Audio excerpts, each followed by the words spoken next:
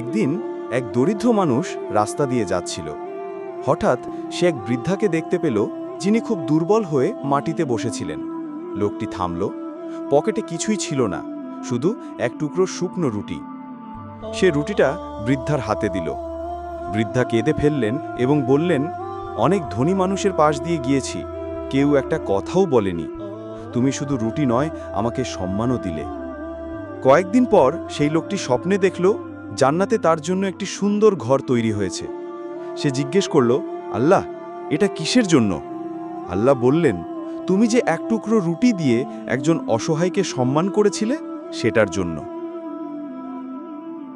এই গল্প থেকে আমরা শিখলাম যে ছোট কাজও আল্লাহর কাছে অনেক বড়, যদি তা হয় ভালোবাসা ও ইখলাসের সাথে। ভিডিওটি ভালো লাগলে ভিডিওটিতে একটি লাইক দিন এবং এরকম আরও ইসলামিক ভিডিও পেতে চ্যানেলটিকে সাবস্ক্রাইব করুন।